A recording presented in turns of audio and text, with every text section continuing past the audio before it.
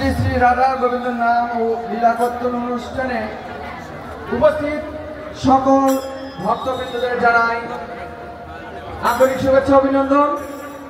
সম্মানিত ভক্তবৃন্দ, এ পর্যায়ে আপনাদের মাঝে কিছু মূল্যবান বক্তব্য রাখবে বাংলাদেশ জাতীয়তাবাদী দল বিএনপি ৯ নম্বর চেরাকপুর ইউনিয়ন শাখার সংগ্রামী সাধারণ সম্পাদক, আপনাদের সকলের সুপরিচিত প্রভাষক মোহাম্মদ বদিউজ্জামান সবুজ ভাই।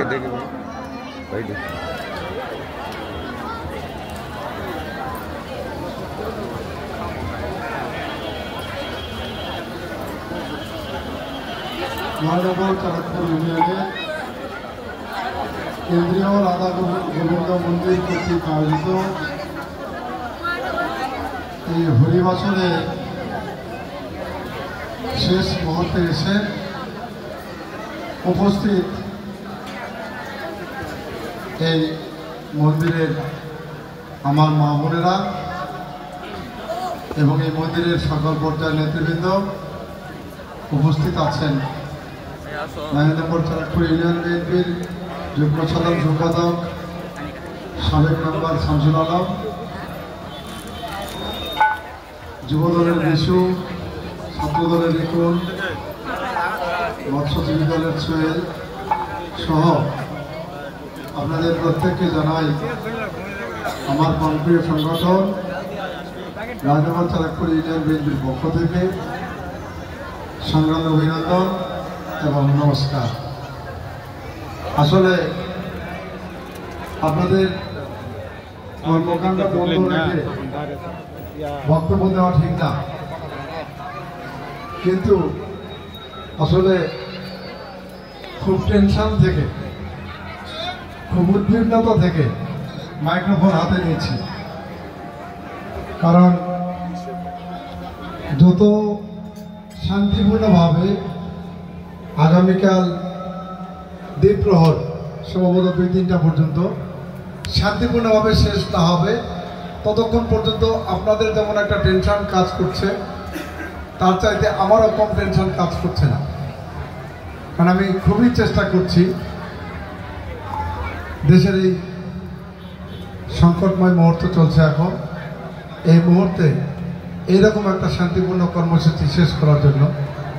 আর আজকের এই আয়োজকদের আমি অন্তঃস্থল থেকে ধন্যবাদ জানাই আমাকে কথা বলার সুযোগ দেওয়ার জন্য। আর আরেকটা কারণে আমি ধন্যবাদ জানাই এই জন্য যে আজকে এই ধনজলের কেন্দ্রীয় রাধা গোবিন্দ মন্দির থেকে যে আজকে আমাদের হরিবাসর চলছে, এখান থেকে অনুপ্রাণিত হয়ে আগামীকাল থেকে শুরু হবে মনোহরপুরে, এবং মনোহরপুর এখান থেকে অনুপ্রাণিত হয়ে মনোহরপুরেরটা শেষ হলে আবার শুরু হবে বাগধানায়। খুব সম্ভবত বাগধানাটা শেষ হতে না হতেই আবার রামনাথটাও শুরু হওয়ার প্রক্রিয়া চলছে। সেই দৃষ্টিকোণ থেকে এই ধনজয়েলের কেন্দ্রীয় রাধা গোবিন্দ মন্দির নিঃসন্দেহে একটা মডেল মন্দির হিসেবে আমি নিজের আত্মা থেকে উপলব্ধি করছি।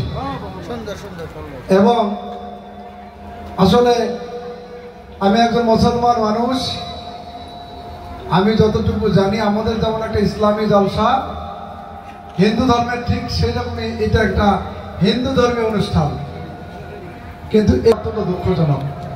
আমাদেরকে মানতে হবে আপনাদের ধর্মের অত্যন্ত পণ্ডিত ব্যক্তি এবং মহামানব বললে ভুল হয় না, স্বামী বিবেকানন্দ, তার একটা উপাখ্যান থেকে যদি আমি একটু আলোচনা করি, আমি একজন মাস্টার মানুষ, কিন্তু সেই জন্য আমার হিন্দু ধর্মের উপর কিছু পড়াশোনা আছে, আমি আশা করি ভুল বলবো না।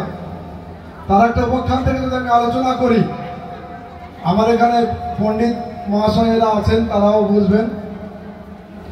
তিনি বলছিলেন মানুষ যখন মারা যায় তখন দুই হাত প্রশস্ত করে বুঝায় দেয়, দেখায় দেয় যে আমি পৃথিবীতে এসেছি মায়ের পেট থেকে খালি হাতে, আবার চলেও যাচ্ছি খালি হাতে।